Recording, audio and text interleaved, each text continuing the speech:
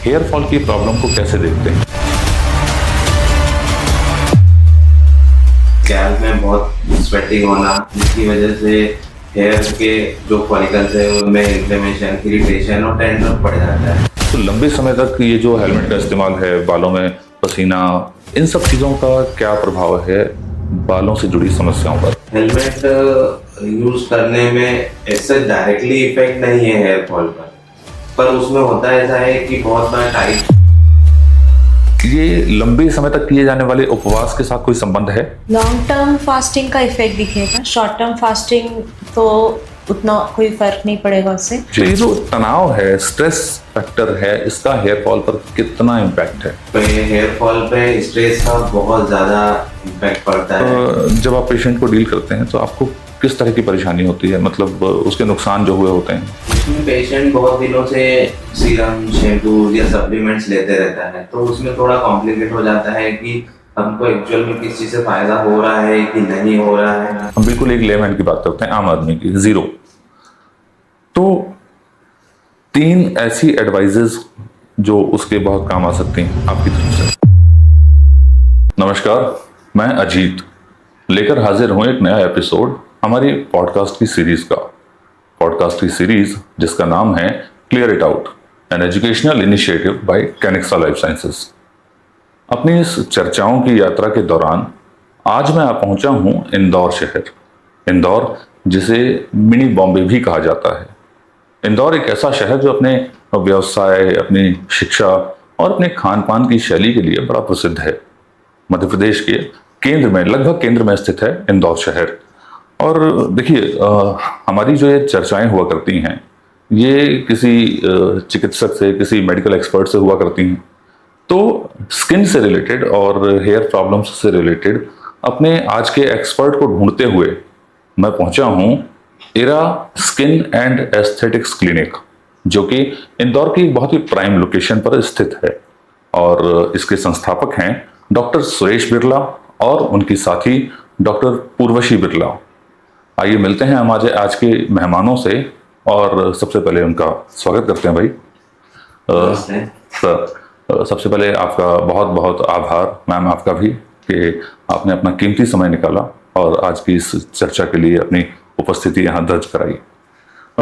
मैं जब यहाँ आया हूँ तो मैंने देखा बहुत ही प्राइम लोकेशन में हमारा ये इरा स्किन एंड एस्थेटिक्स क्लिनिक है। अंदर आने के बाद जब मैं आपका इंतज़ार कर रहा था तो मैंने एक छोटा सा टूर किया अपने इस क्लिनिक का। हर चीज़ बहुत ही खूबसूरत तरीके से है, रंगों का बड़ा अच्छा इस्तेमाल है। सबसे पहली बात तो ये मैं तारीफ करूँगा इस बात की, ये तो कि कॉमन मैन की बात। और मैंने नोटिस किया कि जो पेशेंट्स को ट्रीट करने का, जो आपको उनको एड्रेस करने का, उनकी प्रॉब्लम्स के मैनेजमेंट का तरीका है, वो मुझे कुछ हटके दिखा। तो प्लीज़ हमारे दर्शकों को अपने इरा स्किन एंड एस्थेटिक्स क्लिनिक के बारे में थोड़ी जानकारी दें। फर्स्ट ऑफ ऑल कि इरा स्किन क्लिनिक, इरा इसलिए नाम रखा है क्योंकि मेरी गुड़िया है जिसका नाम इरा है। और हम लोग यहाँ पर स्किन, हेयर और नेल से रिलेटेड सारे ट्रीटमेंट करते हैं। इसमें सबसे पहले कि हेयर के लिए हम लोग जो ट्रीटमेंट प्रोवाइड करते हैं, अभी लेटेस्ट में जो सारी चीज़ चल रही है, जीएफसी थेरेपी होती है, पीआरपी थेरेपी, फिजियोथेरेपी और अभी मोस्ट एडवांस एक्सोसोम थेरेपीज होती है।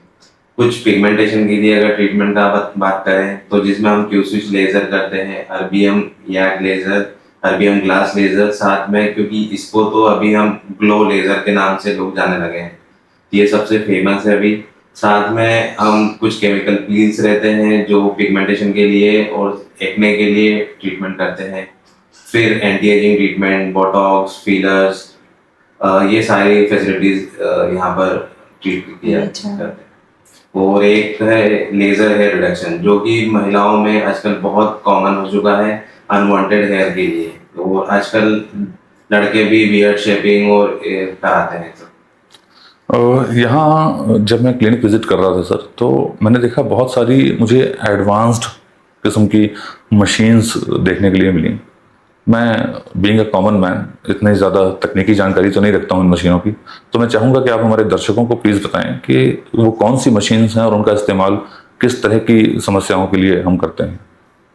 एक मशीन हमारे पास जो ND1 लेजर, जिसको क्यूसिस लेजर बोलते हैं, जो पिगमेंटेशन, मिलाज्मा और tattoo removal, birth mark removal इसके लिए यूज होती है।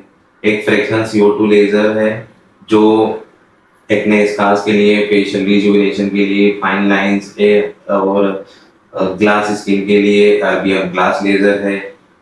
फिर एक MNRF मशीन जो कि micro needling with radio frequency के साथ जो होती है, एक्ने स्कार्स में बहुत अच्छा रिजल्ट देती है। साथ में स्कार रिविजन सर्जरी करते हैं।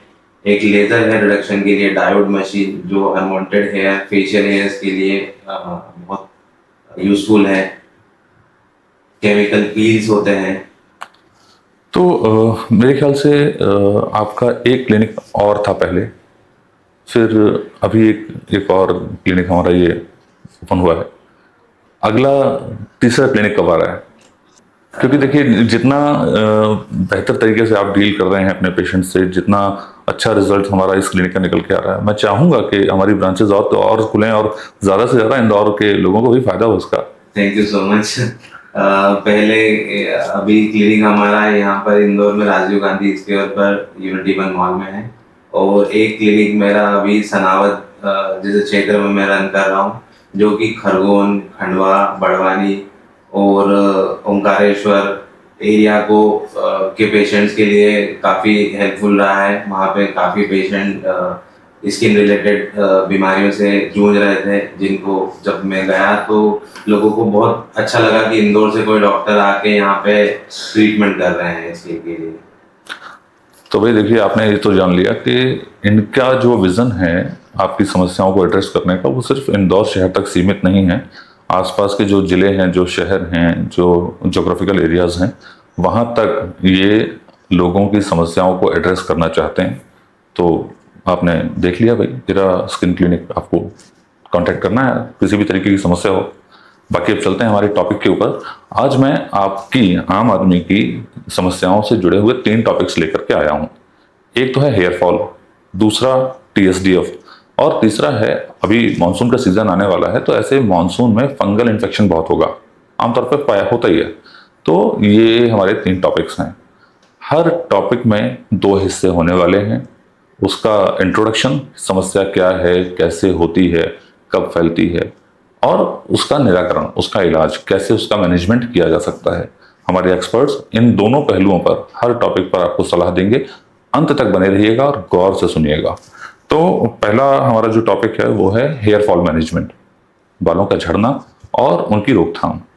तो सर, इंदौर शहर गर्म जलवायु है और पानी में फ्लोराइड वगैरह की जो एलिमेंट्स हैं वो पाए जाते हैं, कठोर पानी हम कह सकते हैं, और ऑयली खान पान, खाने पीने के बड़े ज़बरदस्त शौकीन हैं इंदौर वाले, चाहे भुजिया सेव हो, चाहे चाट टिक्की, कोई मुकाबला नहीं उसका।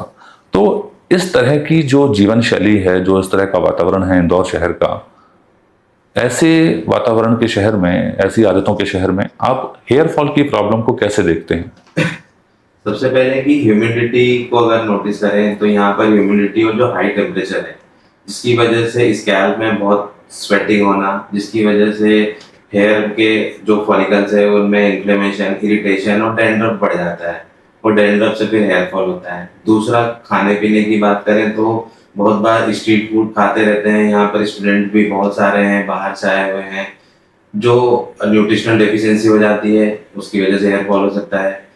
थर्ड की फ्लोराइड, जो हार्ड वाटर की बात करी, तो यहाँ पर बोरिंग का वाटर यूज करने से, जैसे आपने देखा होगा कि नल के ऊपर थोड़ा थोड़ा सा ऐसा खार सा जम जाता है, वाइट वाइट सा, ऐसे ही हमारे हेयर्स के शैफ्ट पे डिपॉजिट हो जाता है। ये ब्रिटल कर देता है हेयर को, टूटने लग जाते हैं। जी, तो शहरी विकास काफ़ी बड़ी मात्रा में इंदौर शहर में देखा गया है। ग्रोइंग शहर है और स्वच्छतम शहर का भी इसको खिताब मिल चुका है। तो शहरी विकास के जो ये लक्षण अपने साथ लेके चलता है, उन लक्षणों का, उन फैक्टर्स का हेयर फॉल की समस्या पर कितना प्रभाव है?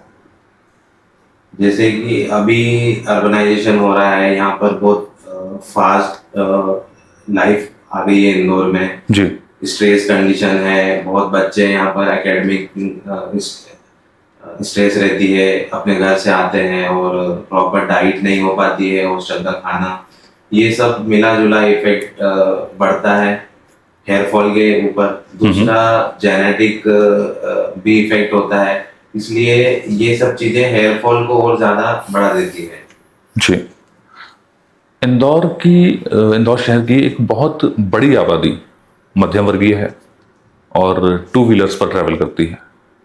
टू व्हीलर्स का मतलब है हेलमेट, लंबे समय तक हेलमेट का इस्तेमाल करना, और ऐसे में पसीना आना इस गर्म नम जलवायु में बहुत आम है। तो लंबे समय तक ये जो हेलमेट का इस्तेमाल है, बालों में पसीना, इन सब चीज़ों का क्या प्रभाव है बालों से जुड़ी समस्याओं पर?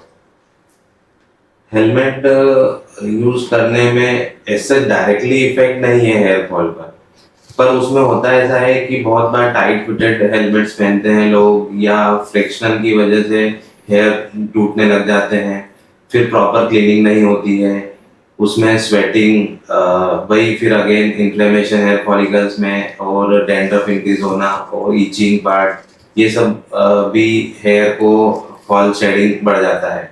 अब बहुत सारे लोग इसी को डायरेक्टली रिलेट कर लेते हैं कि हम लोग हेलमेट यूज कर रहे हैं इस वजह से हेयर फॉल हो रहा है, लेकिन इसमें वही बात मैंने बताई कि ये डायरेक्टली कनेक्टेड नहीं है।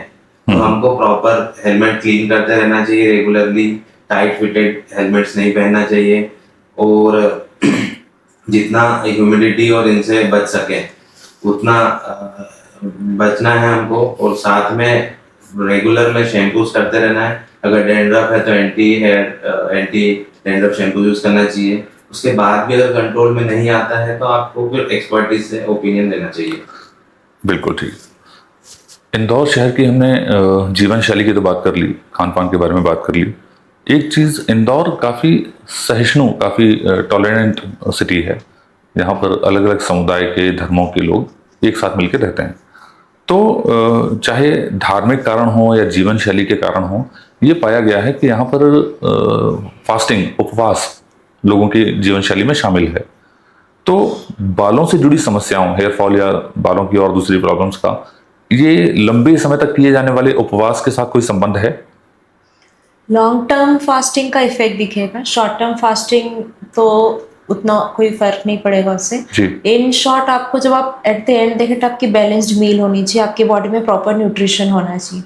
लेकिन अगर आप 15-20 दिन 30 दिन तक रेगुलर फास्टिंग कर रहे हैं, आप कितना भी चाहे प्रॉपर न्यूट्रिशन ले ही नहीं सकते जी। तो शॉर्ट टर्म में नहीं, पर लॉन्ग टर्म में डेफिनेटली इसका इफेक्ट देखने को आपको मिलेगा। जी। तो इसमें मैं एक बात बताना चाहूँगा कि जो नॉन फास्टिंग डेज होते हैं उनमें प्रॉपर डाइट को अपनी इसमें लेना चाहिए, रेगुलर डाइट, अच्छी डाइट लेना चाहिए, जिसमें हाई प्रोटीन लेना चाहिए पेशेंट को। कुछ आयरन डेफिशिएंसी हो तो उनको आयरन से जो जो वेजिटेरियन डाइट से मिल सकता है, हमको खजूर हो गया, ये बीट रूट्स हो गए, वो लेना चाहिए।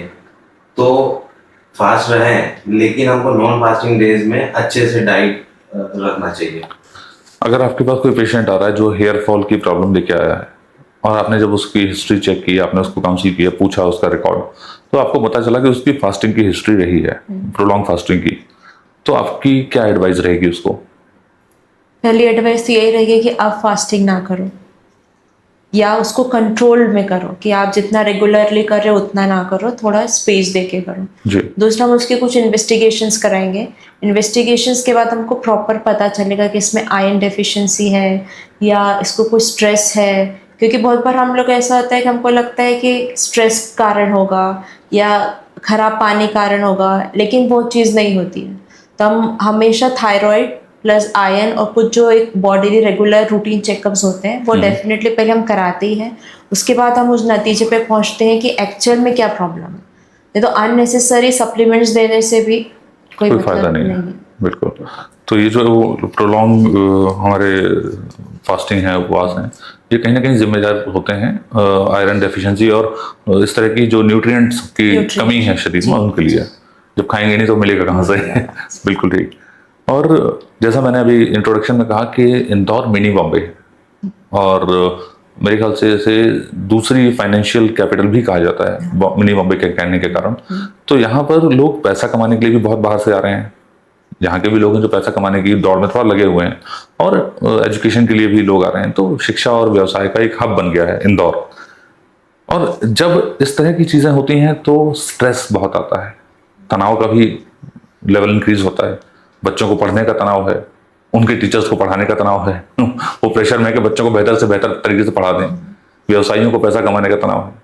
तो ये जो तनाव है, स्ट्रेस फैक्टर है, इसका हेयर फॉल पर कितना इम्पैक्ट है? हेयर फॉल पे स्ट्रेस का बहुत ज़्यादा इम्पैक्ट पड़ता है।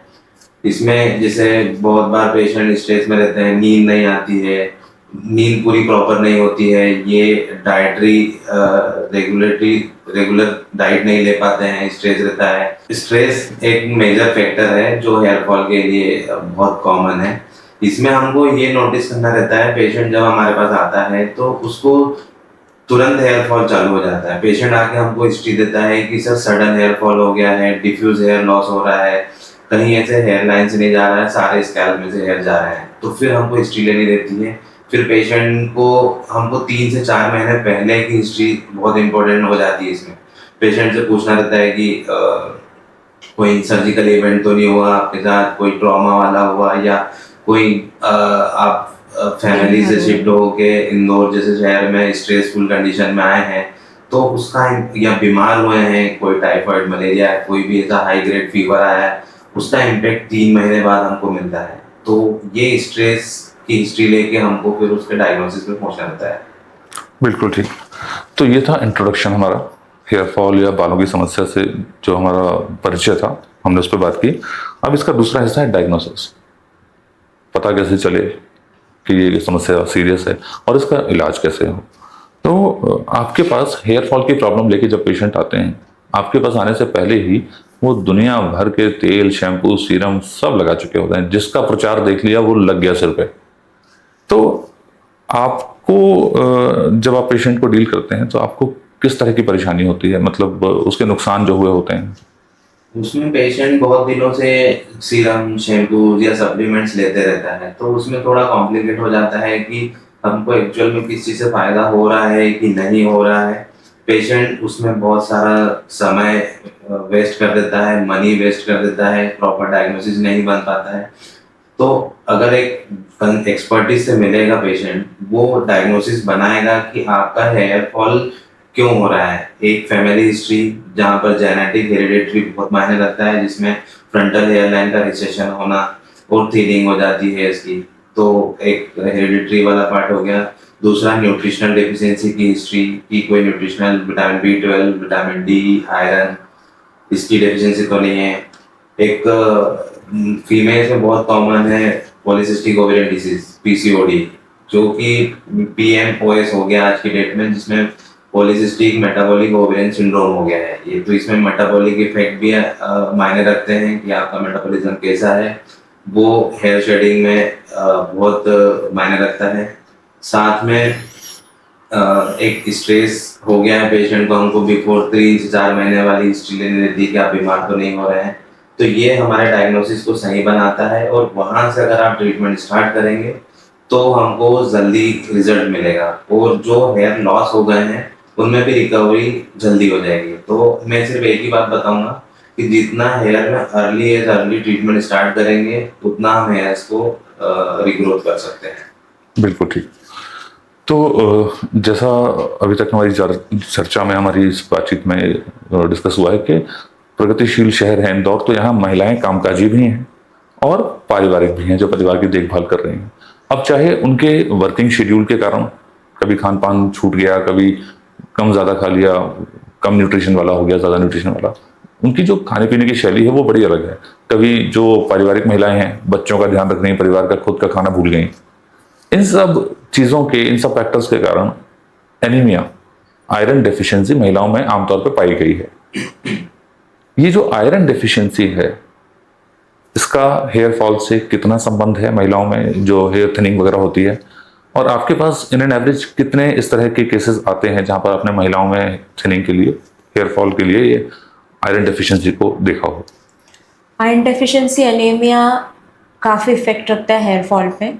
पहले तो पेशेंट आता है तो कंप्लेन लेके कि जनरलाइज थिनिंग हो रही है। जब आता है तो बोलता है हम हेयर वॉश कर रहे हैं, बहुत हेयर गिर रहे हैं, टॉवल पे बाल दिख रहे हैं, कंघी में बाल दिख रहे हैं। तो वो पहले सोचता है क्यों हो रहा है, क्या है। फिर जब डॉक्टर के पास आते हैं फिर हम उनकी हिस्ट्री लेते हैं, फिर हम पूछते हैं डाइटरी चेंजेस क्या है, पीरियड्स का पूछते हैं, है ना। पीरियड्स में इरेगुलरिटीज, किसी किसी पेशेंट्स में ज़्यादा ब्लीडिंग होने से ब्लड लॉस ज़्यादा होता है, तो आयरन की कमी में डेफिनेटली होती है। जी जब हम ब्लड टेस्ट कराते हैं तो उनमें आयरन की कमी आपको मिलती है, हीमोग्लोबिन लेवल उनका बहुत कम रहता है, बिल्कुल। उनको टायर्डनेस, वीकनेस, वो खुद ही हमको सिम्टम्स ऐसे बताते हैं जो हमको ले जाता है कि नहीं ये आयरन डेफिशिएंसी की तरफ ही हमको इशारा कर रहा है।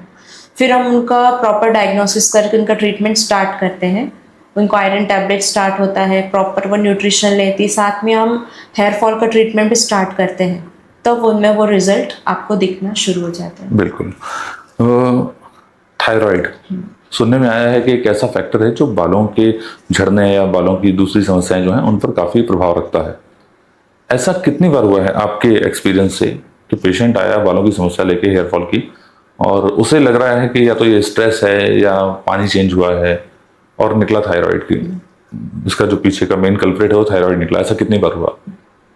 पेशेंट इसमें 10 में से 2 या 3 पेशेंट ऐसे रहते हैं जो थायराइड से रिलेटेड हेयर फॉल के लिए आते हैं, जिसमें 2 प्रकार का है थायराइड होता है। पहले तो मैं बता दूं, एक हाइपरथायराइडिज्म होता है, एक हाइपोथायराइडिज्म। हाइपोथायराइडिज्म में पेशेंट का वेट गेन होने लग जाता है, हेयर के बारे में हेयर फ्रीजी हो जाते हैं, ड्राई हो जाते हैं, हेयर डिफ्यूज हेयर लॉस होता है, और उसको स्लीपीनेस, फटीग, ये सब सिम्टम्स हमको मिलते हैं। वहीं अगर हाइपरथायराइडिज्म है तो पेशेंट का वेट कम होने लगता है, इरिटेबल रहता है थोड़ा सा। इसमें भी हेयर तो डिफ्यूज ही लॉस होता है, लेकिन इसमें हेयर सॉफ्ट रहते हैं, और साथ में बहुत स्वेटिंग होना, ये हमको डायग्नोसिस बनाने में थोड़ा सा हेल्प करते हैं जब हम हिस्ट्री लेते हैं। तो कॉमन है ये, और काफी पेशेंट। इसके बाद हम जब इन्वेस्टिगेशंस कराते हैं, जब हमको डाउटफुल होता है कि कोई थायराइड का होगा, और उसमें से यूजुअली जो पेशेंट्स आते हैं उनमें पॉजिटिव आता ही है थायराइड, और कुछ पेशेंट ऐसे भी आते हैं जिनको खुद पता है कि थायराइड है ही और थायराइड के साथ हेयर फॉल हो रहा है, और जिनको नहीं होता। यूजुअली हमारे पास जो ओबीस पेशेंट आते हैं और लॉन्ग टर्म हिस्ट्री रहती है ओबेसिटी की, और वो डाइट भी कर रहे हैं, कम भी खा रहे हैं, लेकिन वेट लॉस हो ही नहीं रहा है, तो उन्हें खुद नहीं पता है कि हम हाइपोथायराइड के शिकार हैं। फिर हम जब यहाँ थायराइड टेस्ट कराते हैं, उनका पॉजिटिव आता है, तब उन्हें भी पता चलता है कि अच्छा थायराइड, इसलिए हम इतना कोशिश करने के बाद भी हमारा वेट लॉस हो ही नहीं पा रहा है। फिर उसके अकॉर्डिंग हम लोग ट्रीटमेंट स्टार्ट करते हैं। उसमें बहुत बार पेशेंट ये, जैसे आपने बताया कि वो वाटर से या दूसरी चीजों से रिलेट करते रहते हैं कि हमारा हेयर फॉल हो रहा है, पर एक्चुअल कॉज तो एक्सपर्ट के पास आने के बाद ही उनको मिल पाता है, और उससे तुरंत या बहुत अच्छा इफेक्ट मिल सकता है। बिल्कुल ठीक। तो एक चीज़ और बहुत खास तौर पर देखी गई है कि इंदौर में वेजिटेरियन फूड का कल्चर ज़्यादा है, ये एक पॉइंट नोटिस किया गया है। और वेजिटेरियन फूड का जो डोमिनेंस है इस क्षेत्र में, न्यूट्रिशनल डेफिशिएंसी के लिए, पोषक तत्वों की कमी के लिए कैसे उसको रिलेट कर सकते हैं, और बालों की समस्या के लिए इसका क्या ट्रीटमेंट क्या रहेगा, इसका सॉल्यूशन क्या है?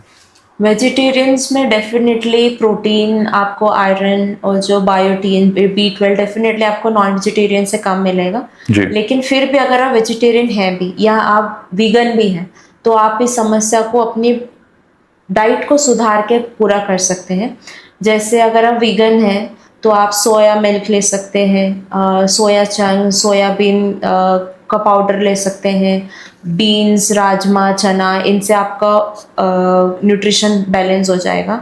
अगर आप वेजिटेरियन हैं, वीगन नहीं है, वेजिटेरियन है, तो आप जो एनिमल बेस्ड मिल्क है, proper milk, curd, paneer, tofu, इनसे आपका हो जाएगा। लेकिन एक विटामिन B12 होता है जो वेजिटेरियन डाइट में नहीं आप उसको आप नहीं बराबर कर सकते हैं, जी। तो उसके लिए आपको इसके सप्लीमेंट्स लेना चाहिए अपने डॉक्टर से कंसल्ट करके। ऐसे नहीं कि ओवर द काउंटर जाके ऑनलाइन ऑर्डर करके आप विटामिन B12 ले लो।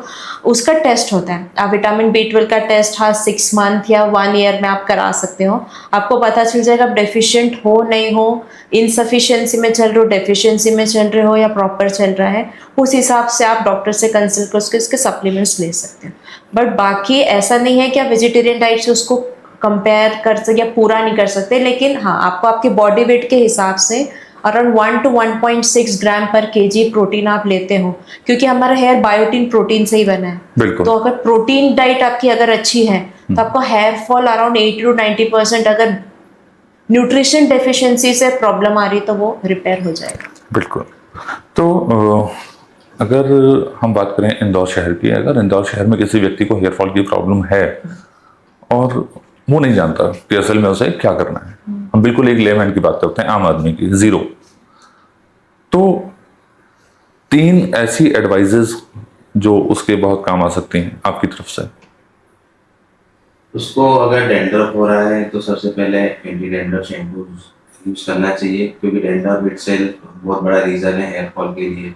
दूसरा, उसको अपनी डाइट बहुत अच्छे से सुधारना चाहिए। अगर इम्बैलेंस आ रहा है डाइट में तो उसको रेगुलर अच्छे प्रोटीन, विटामिन B12, आयरन, ये सब सप्लीमेंट्स लेना चाहिए। साथ में थर्ड है कि जितना जल्दी हेयर फॉल के लिए एक्सपर्टीज से मिले उतना हेयर को बचा सकते हैं। बिल्कुल ठीक सर। ऐसा कौन सा मोड है जहां पर आप सजेस्ट करेंगे, ऐसे कौन से सिम्टम्स हैं जहां पर आप अपने दर्शकों को सजेस्ट करेंगे कि बस अब सेल्फ ट्रीटमेंट या केयरलेसनेस बहुत हुई, इमीडिएटली किसी एक्सपर्ट से मिलिए? वो कौन सा ऐसा टर्निंग पॉइंट है हेयर फॉल से रिलेटेड?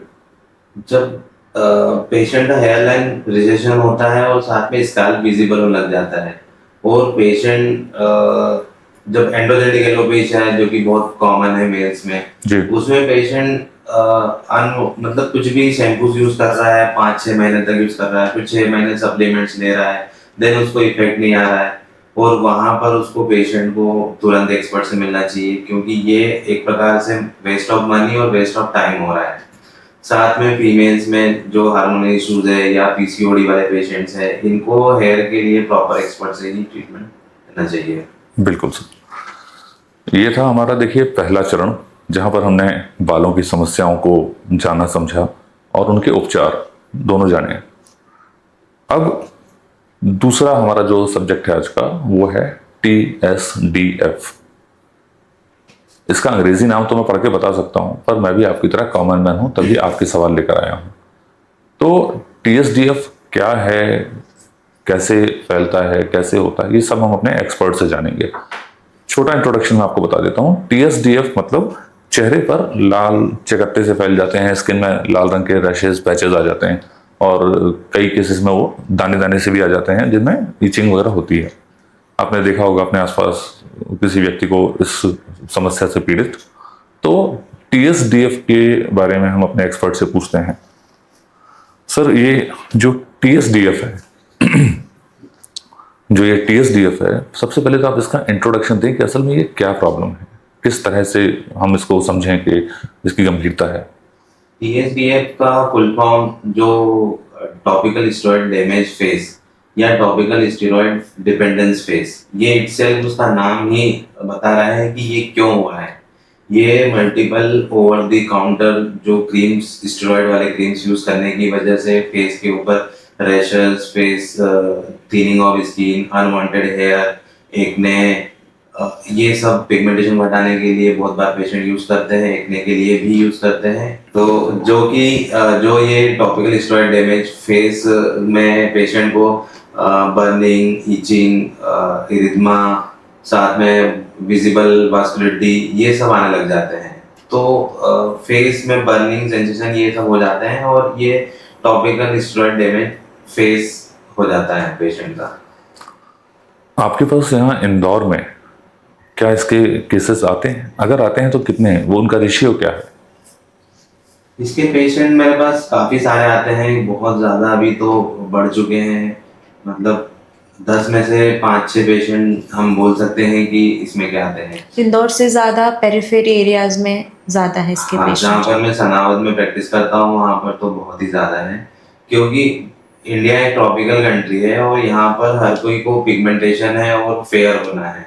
तो इसके लिए patient over the counter creams या फिर हमारे रिलेटिव्स, फ्रेंड्स या पार्लर से भी कुछ ऐसे रहते हैं जो बताते हैं, एडवाइस करते हैं कि ये वाला क्रीम लगाओ जिससे इंस्टेंट ग्लो आएगा, या इनको मैजिकल क्रीम्स बोलते हैं लोग।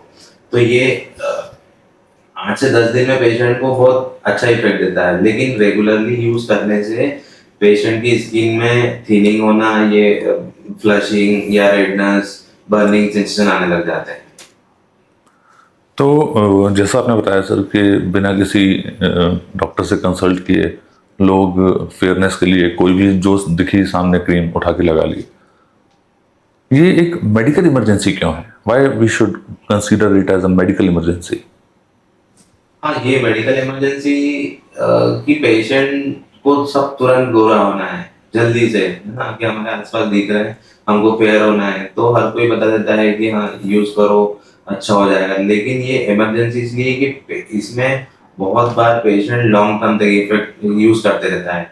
और इमरजेंसी सबसे बड़ी बात ये है कि डिपेंडेंसी, जो इसके नाम में है कि topical steroid dependence face, dependency आ जाती है। तो जब पेशेंट इसको क्रीम को लगाना बंद करता है तो पेशेंट को फिर से पिगमेंटेशन बढ़ जाता है, ईचिंग स्टार्ट हो जाती है और इरिटेशन होने लग जाता है, और बहुत बार स्पाइसी फूड खाने से बर्निंग और ये सब होता है पेशेंट को।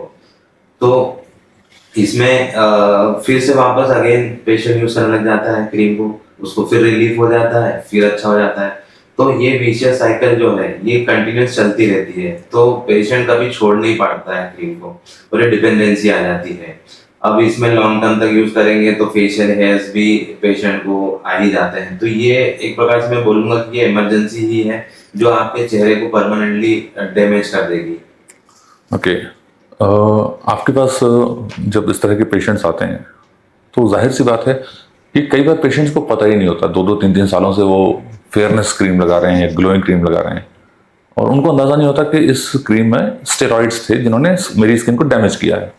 तो आप उनको इस पॉइंट पर कैसे कन्विंस कर पाते हैं, कैसे आप उनको समझा पाते हैं कि भाई आप जो कर रहे थे ये उसका ही प्रतिफल है?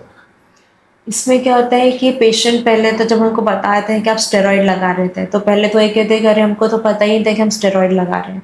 जी। फिर जब पता चलता है और जब हम उनको ट्रीटमेंट बताते हैं तो उसमें सबसे पहले हमको ये बताते हैं कि अब आपको ये क्रीम छोड़ना है।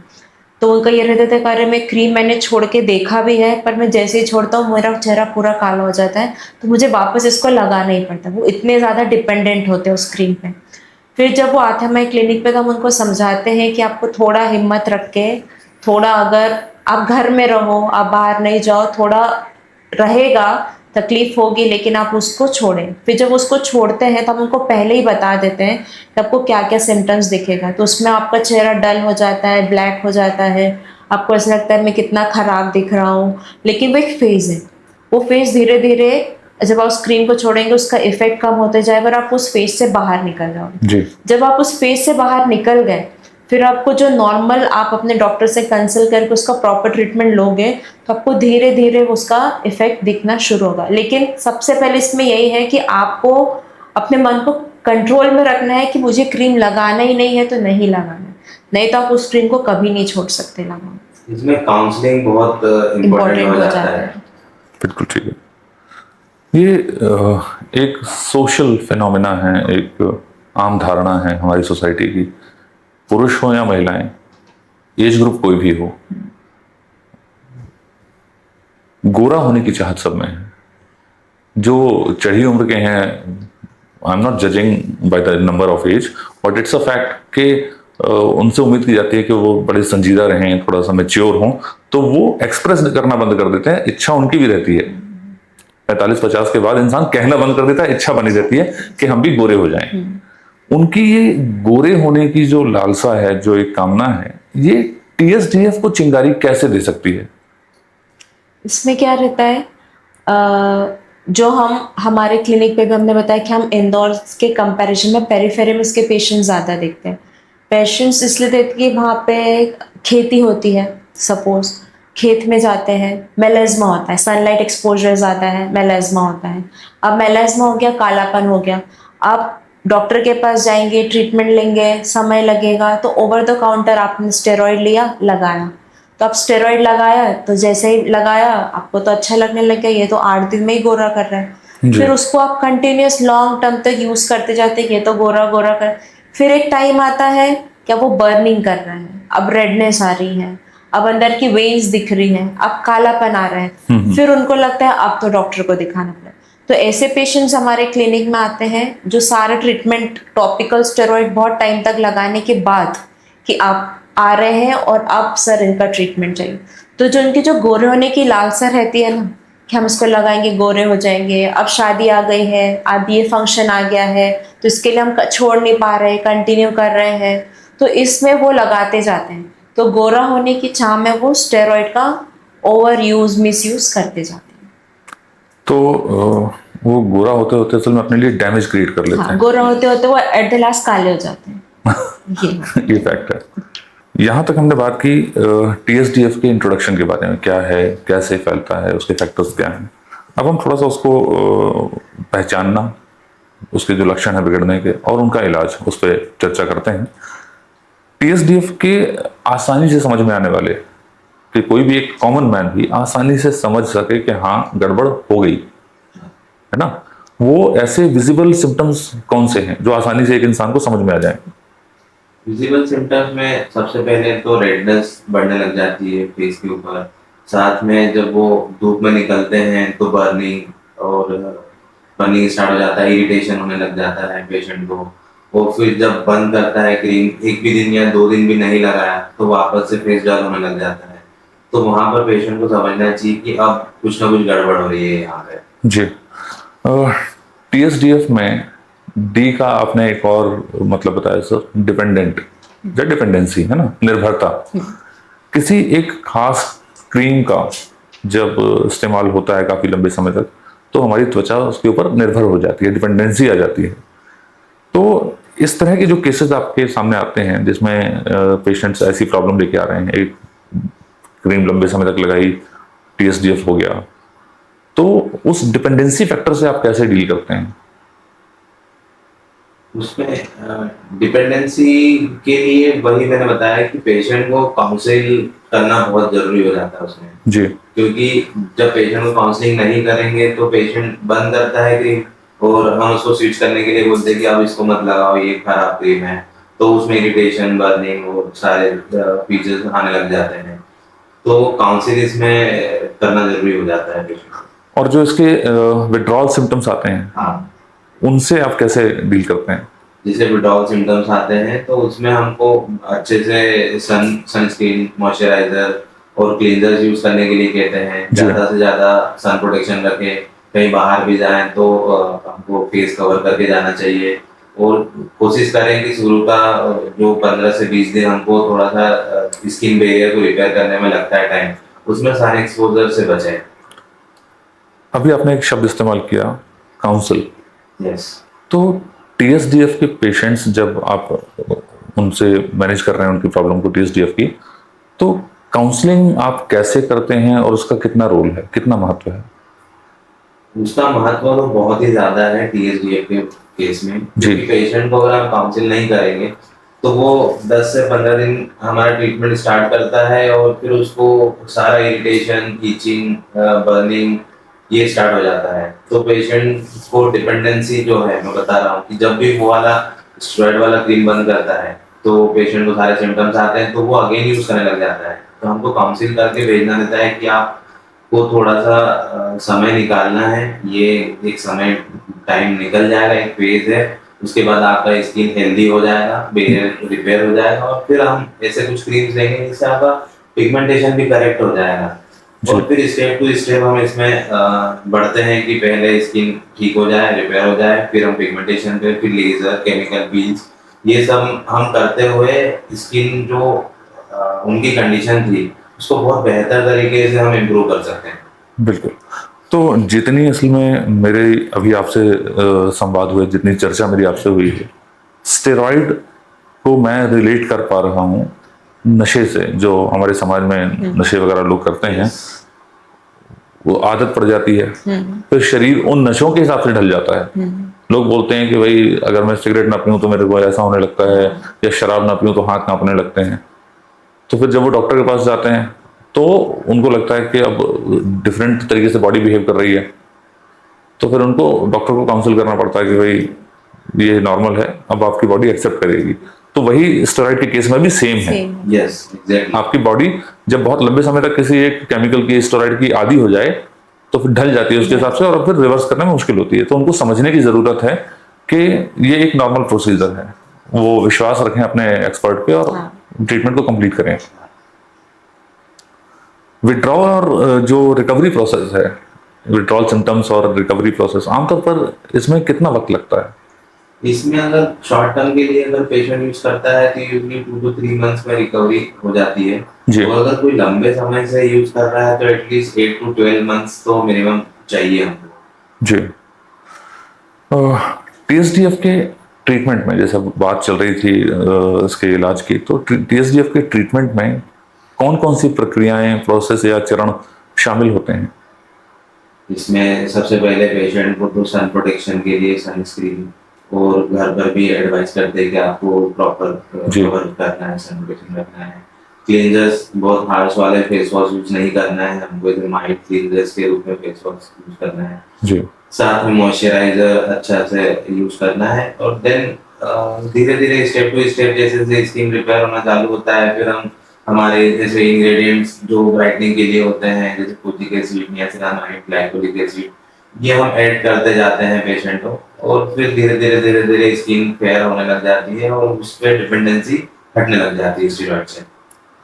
ये जो आपने प्रोसीजर्स बताए टीएसडीएफ के ट्रीटमेंट के, हमारी जो भारतीय स्किन है इसका एक अलग टेक्सचर है, तो भारतीय स्किन के लिए, त्वचा के लिए क्या कोई खास पैटर्न ऑफ ट्रीटमेंट हम यूज करते हैं, या फिर वही जो परंपरागत है? टीएसडीएफ, कोशिश हमारी ये करनी चाहिए कि हमको टीएसडीएफ तक हम पहुँचे ही। हमारा मेन कंसर्न क्या रहता है कि हमारी स्किन काली हो रही है, हमें पिगमेंटेशन हो रहा है, तो हम उसको स्टेरॉइड से क्यों ट्रीट करें? अगर हमारे पास ट्रीटमेंट नहीं होता, स्टेरॉइड पे आजकल इतने ट्रीटमेंट आ गए हैं जी। इवन टॉपिकल लगाने के लिए, मेडिकेशन खाने के लिए, और लेजर्स आ गए जी। जो आपको इतना अच्छा रिजल्ट देते हैं कि आपको क्यों तुरंत रिजल्ट चाहिए। आपको तुरंत रिजल्ट चाहिए तो आपको लेजर के आप 1-2 सेशन लो, उसमें भी आपको तुरंत रिजल्ट मिलता है। जी जी। पर आपको थोड़ा सा उस चीज़ का बस नॉलेज होना चाहिए कि बस ऐसा कोई मैजिकल क्रीम नहीं होती है कि आप जो ओवर द काउंटर ले लो, या कहीं भी मार्केट पे या पार्लर में या लोग किराने की दुकान पे ही मिल जाती है। तो ऐसे मेडिकेशंस लेके ये आपके लॉन्ग टर्म पे नहीं आना चाहिए, बेसिकली। और क्योंकि आजकल बहुत से ट्रीटमेंट है अवेलेबल, और सोशल मीडिया पे भी इन्फ्लुएंसर्स के इन्फ्लुएंस में आके कुछ भी क्रीम्स लगा देते हैं, और ऐसे आते हैं इंस्टाग्राम पे जैसे 7 दिन में गोरा हो जाइए, या 7 डेज में हेयर फॉल बंद हो जाएगा। इस तरीके से लोगों को मिलता है कहीं से भी एडवाइस, तो यूज करने लग जाते हैं पेशेंट। मेरे आपने जो भी ये पॉइंट सर रेज किया, ये बहुत ही एक ज्वलंत मुद्दा है, एक बर्निंग टॉपिक है ये। हमारे जो इन्फ्लुएंसर्स हैं वो कोई सर्टिफाइड आमतौर पे नहीं होते किसी एक फील्ड में। वो इन्फ्लुएंसर हैं, बट वो इतने कॉन्फिडेंस के साथ कोई भी स्टेटमेंट जनरेट कर देते हैं कि लोग उनको मानना शुरू कर देते हैं, और दुष्परिणाम फिर लोग भुगतते हैं। तो यहाँ जो हमारे इन्फ्लुएंसर्स हैं उनको बड़ी जिम्मेदारी से पेश आना चाहिए। वो सोसाइटी को क्या मैसेज दे रहे हैं? देयर इज अ डॉक्टर जिन्होंने बेहिसाब पढ़ाई की है, अपना वक्त दिया है, डेडिकेशन दिया है, तब उन्होंने एक स्पेशलाइजेशन किया है किसी एक बीमारी के ऊपर। आप एक क्रीम हाथ में पकड़ के जनरेट कर दे रहे हैं एक message, that is not fair and people need to address this seriously. तो अब हमारा तीसरा चरण बातचीत का वो है मॉनसून में फंगल इन्फेक्शंस, उसकी तरफ बढ़ते हैं और जानकारी हासिल करते हैं। अभी इंदौर में जुलाई से सितंबर तक का जो महीना है वो धुआंधार बारिश होगी, बढ़िया मानसून रहेगा। मानसून रहेगा तो ह्यूमिडिटी भी होगी, नमी, कभी बादल छाएंगे, धूप रहेगी। तो ऐसे ह्यूमिड वेदर में कौन सा जो फंगल इन्फेक्शन सबसे ज़्यादा फैलता हुआ पाया जाता है? अभी जो ह्यूमिड एनवायरनमेंट में सबसे ज़्यादा फंगल इन्फेक्शन तो इनर थाइज ग्रोइन एरिया में जो होता है वो होता है, और एक होता है कि जो अभी सबसे कॉमन मानसून के सीजन में फंगल इन्फेक्शन होता है वो ग्रोइन एरिया में जो इनर थाइज में फैलता है, वो सबसे ज़्यादा कॉमन है। दूसरा फिंगर्स, जो पैरों के फिंगर्स में बीच बीच में इंटरट्राइगो जिसको बोलते हैं, वो फंगल इन्फेक्शन बहुत कॉमन है, जिसमें वेट एरियाज में लोग विदाउट फुटवेयर्स घूमते रहते हैं और इन्फेक्शन के शिकार हो जाते हैं। बचपन से सर मुझे भी मेरे पेरेंट्स ने कहा, और लगभग सभी पेरेंट्स से कहा करते हैं कि बारिश का सीज़न है, गंदगी फैलती होगी, मक्खियाँ होती हैं, यहाँ नहीं खाना, बाहर खुले में नहीं खाना, बर्तन पता नहीं कैसे होते होंगे, ये सारी मिसकंसेप्शंस रहती हैं। और इंदौर शहर तो अपने स्ट्रीट फूड कल्चर के लिए माना जाता है। तो ऐसे में ये जो एक धारणा है हाइजीन फैक्टर और ये सारी चीज़ें, बर्तन शेयर करना, भीड़ भाड़ की जगह पे खाना, ये फंगल इन्फेक्शन के ट्रांसमिशन में कितना रोल प्ले करते हैं? इसमें सच डायरेक्टली फंगल इन्फेक्शन जो साथ में खाना खाने से और इतना इम्पैक्ट नहीं पड़ता है, लेकिन अगर क्राउडेड एरिया में है जहाँ पर प्रॉपर हाइजीन मेंटेन नहीं हो रहा है, जहाँ पर ऐसे वेट सोफाज हैं जहाँ पर बैठते हैं वो पेशेंट को एक दूसरे से इन्फेक्शन फैलने के चांसेस में टच हो जाता है, स्किन वगैरह से फैल सकता है। बारिशों में एक बड़ी आम सी चीज़ है सर, जिसके बारे में बात करना ज़रूरी बहुत है। कभी कपड़े गीले, कभी जूते गीले, और एक कामकाजी इंसान अगर बारिश में भीगता आ गया तो उसका हेलमेट भी गीला। ये एक आम प्रॉब्लम है। ऐसे में कौन सा स्किन इन्फेक्शन सबसे ज़्यादा फैलता है और वो शरीर के किस हिस्से को सबसे ज़्यादा प्रभावित करता है? अगेन वही आंसर है, जो सबसे ज़्यादा जो इन्फेक्शन है जो ग्रोइन एरिया में, मतलब ऐसा भी कह सकते हैं कि जहाँ पर फोल्ड वाला एरिया अंडर आर्म्स में, जहाँ पर वेट ज़्यादा रहता है स्किन, वो इन्फेक्टेड बहुत इजीली होता है, क्योंकि वहाँ पर ड्राई नहीं रहता वाला एरिया, वो रिपीटेड इन्फेक्शन वहीं होता है। तो ये मान के चल सकते हैं कि जहाँ पर, जैसा आपने बताया, फोल्डेड एरियाज हैं, वहाँ पर नमी भी है और वहाँ स्किन रगड़ भी रही है Yes. बार बार, तो उससे वो जो रैश जैसा बना और वो नमी, तो उसने और आग में घी का काम कर दिया। यस, उसमें स्किन डैमेज हो जाता है रगड़ने से, जी तो स्किन बैरियर भी खराब होता है और जो फंगल पार्टिकल है इजीली पेनिट्रेट कर देता है स्किन को जी। और फिर वो बढ़ जाता है सब। एक बड़ा हिस्सा हमारे इंदौर शहर की आबादी का छोटे और तंग घरों में रहता है, जो आपस में जुड़े हुए हैं, जहाँ पर वेंटिलेशन पूरी तरह से नहीं है, और इस तरह के जो फैक्टर हैं, वेंटिलेशन का ना होना, बारिशों में, मानसून में ऐसी जगहों पर नमी का बढ़ना, ये फंगल इन्फेक्शन के बढ़ावे में कैसे कंट्रीब्यूट करते हैं? इसमें जहाँ पे वेंटिलेशन कम है, जी वहाँ पे डैम्प अगर आप देखोगे, तो अगर आप घर में गए तो बेडशीट्स गीली हैं, टॉवल्स गीले हैं, सूख नहीं रहा है, बारिश हो रही है, प्रॉपर धूप नहीं आ रही है, जी जी तो जी। ये इन चीज़ों को बहुत बढ़ावा देता है। प्लस क्या होता है, कभी भी आपको फंगल इन्फेक्शन से बचना है तो आप शेयर्ड टॉवल्स ना यूज़ करें, शेयर्ड सोप, जो आपका साबुन है वो आप अलग रखें, जी अपना जो कोम्ब है, कंघा, वो अलग रखें। जी। तो ये होता है, बेडशीट्स को आप प्रॉपरली सुखाएं, अगर धूप है नहीं मिल रही है तो आप आयनिंग कर लें, तो उसको इन शॉर्ट आपको सुखा के रखना है, क्योंकि उसमें फंगल इन्फेक्शन उतना बढ़ेगा नहीं। लेकिन जहाँ पे आपको गीले कपड़े, गीले अंडरगारमेंट्स, गीली बेडशीट, टॉवल्स है, तो ये उसको डेफिनेटली फंगल इन्फेक्शन को बढ़ाएगा। तो जैसा आप बोल रहे थे कि स्मॉल साइज हाउसेज है अगर, और थोड़ा सा ज़्यादा फैमिली मेंबर्स हैं, तो वहाँ पर क्या होता है कि काफ़ी बेड शेयर और सोफा शेयरिंग। अगर छोटा घर है, लोग ज़्यादा हैं, तो वो रिपीटेडली एक दूसरों की चीज़ों को यूज़ Contact में करते आते हैं, हैं। तो फैमिली मेंबर्स में बहुत जल्दी स्प्रेड होता है।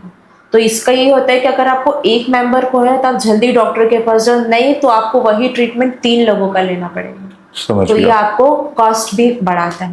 हाँ, तौलिया सूख ही नहीं पाता बेचारा, हाँ, वो 80% भी ड्राई हो गया, नमी बची है, अगले ने यूज कर लिया। यस।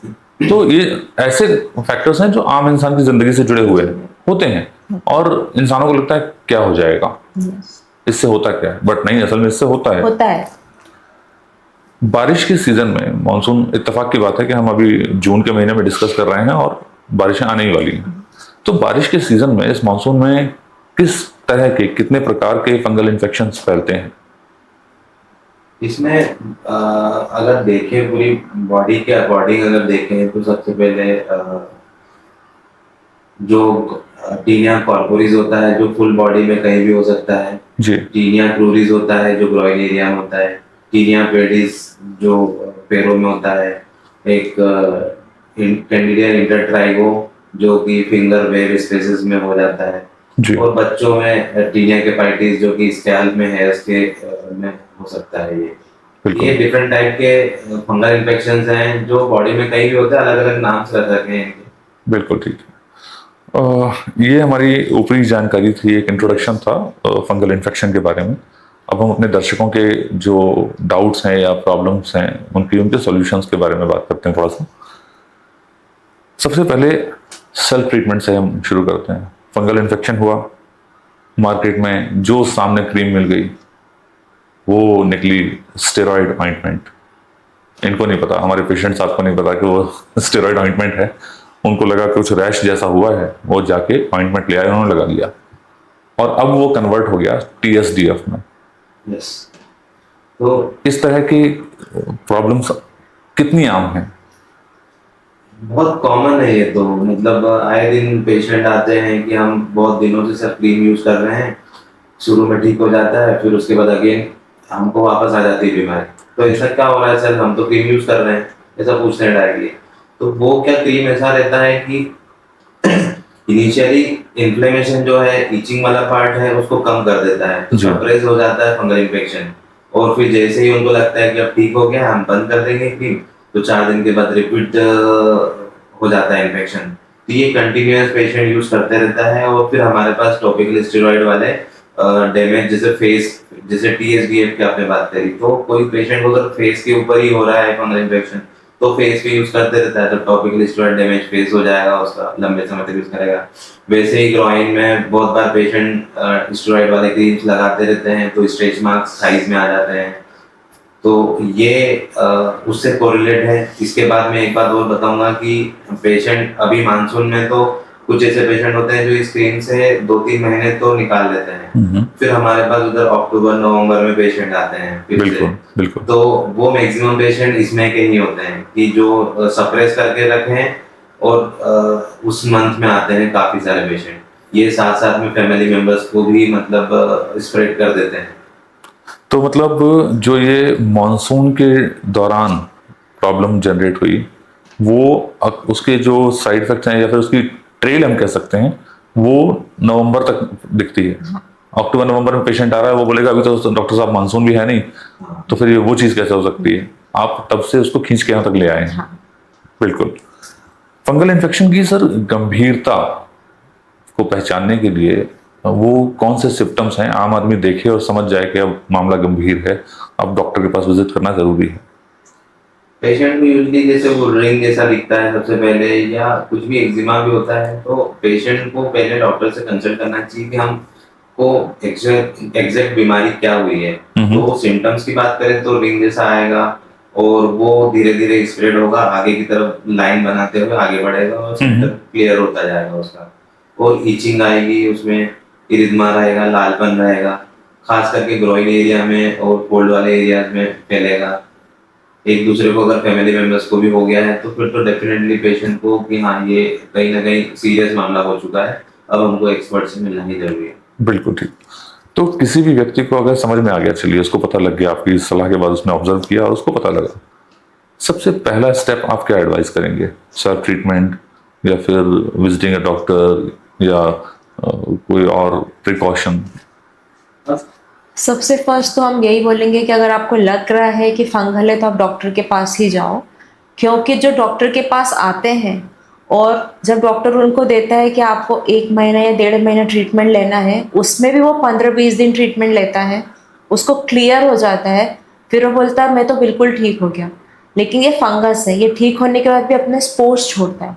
ये जो आप उसको अगर इनकम्प्लीट ट्रीटमेंट लोगे तो ये 2-3 महीने बाद आपको वापस दिखेगा। फिर आप डॉक्टर के पास जाके कंप्लेन करोगे कि सर वो तो हमने जब तक ली तब तक ठीक रही, वैसे तो हम स्टेरॉइड्स भी जब तक लेते तब तक ठीक रहता है। पर स्टेरॉइड जब तक लेते तब तक ही ठीक रखेगा, और फंगल का जो प्रॉपर ट्रीटमेंट है, अगर आपका डॉक्टर बोल रहा है 3 मंथ्स 4 मंथ्स लो तो लो, फिर वो आपको कभी नहीं होगा। जब तक अगर वापस कोई इन्फेक्शन से आप नहीं कांटेक्ट में आए हो किसी तब के तक। कांटेक्ट में नहीं हाँ, आए। डबल अगर एक बार का कांटेक्ट है अगर इन्फेक्शन से, तो अगर आप उसका 3-4 महीने का प्रॉपर डोजिंग लेते हो तो वापस नहीं आता है। बिल्कुल। अभी जो मैंने सवाल पूछा था असल में वो ट्रिकी क्वेश्चन था। मैं एक डॉक्टर से बात कर रहा हूँ और सवाल ट्रिकी था। दुनिया में कहीं भी आपको सेल्फ ट्रीटमेंट नहीं लेना है भाई।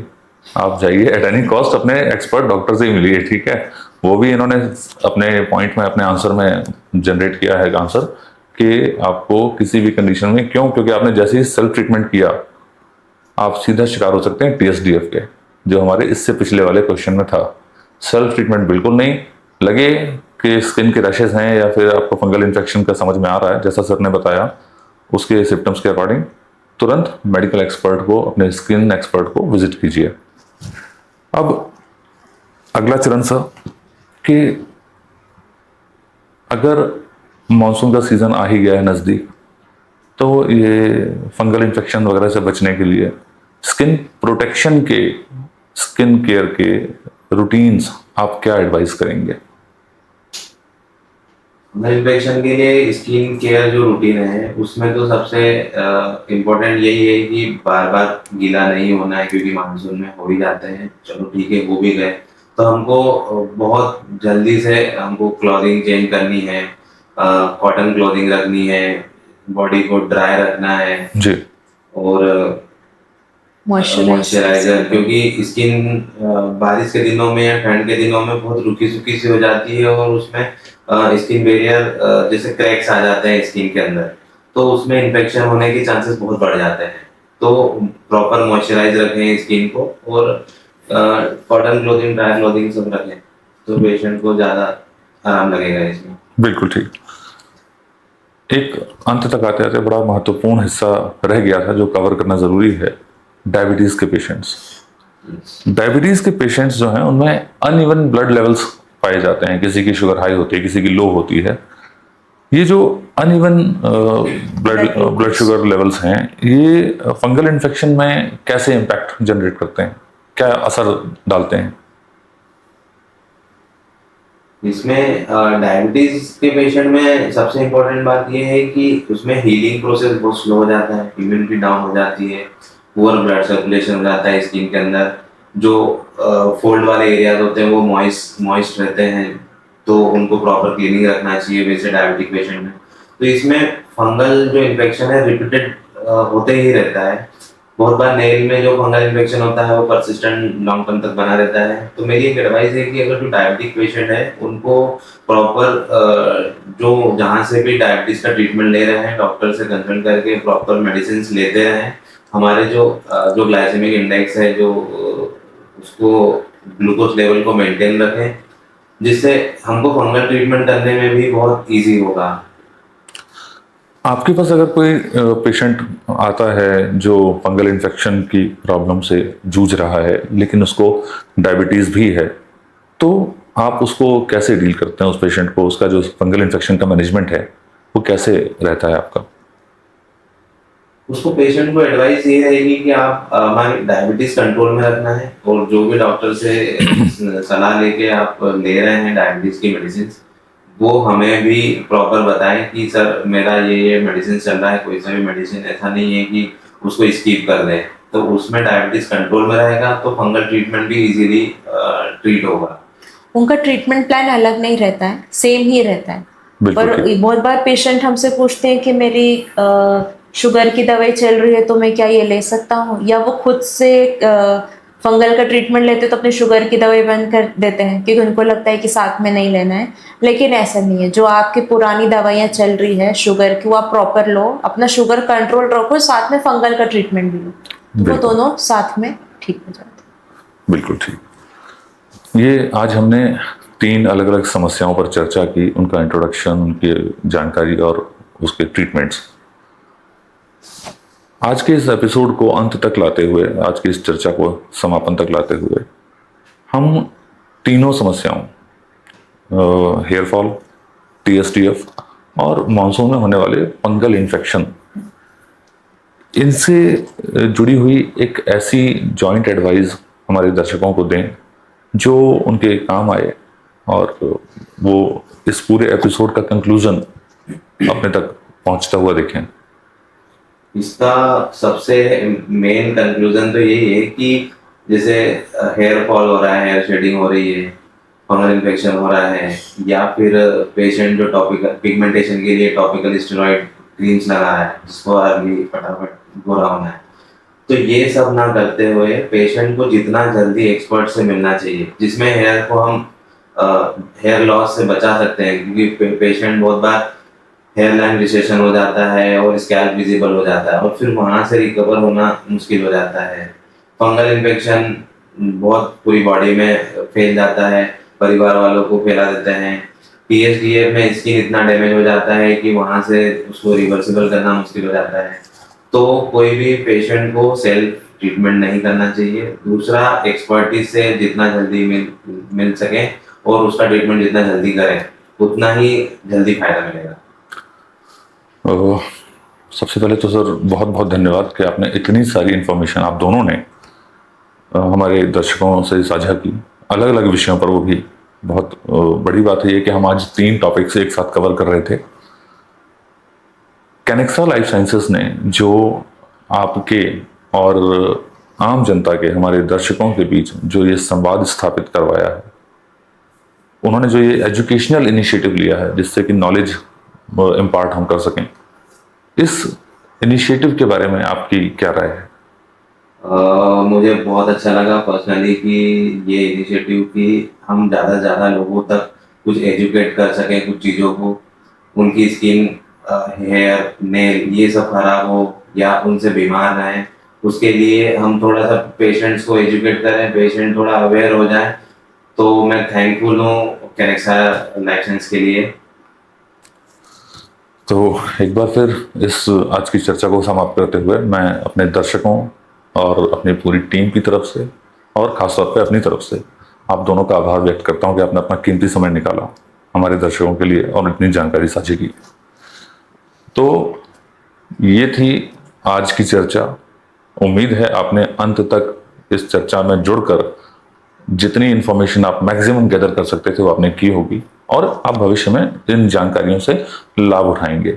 ईश्वर न करे आपको या आपके अपनों को कोई समस्या हो, पर अगर होती है तो उम्मीद है कि ये जानकारी आपके काम आएगी। जल्दी मिलते हैं अगले एपिसोड में किसी ऐसी ही महत्वपूर्ण जानकारी के साथ। तब तक के लिए धन्यवाद।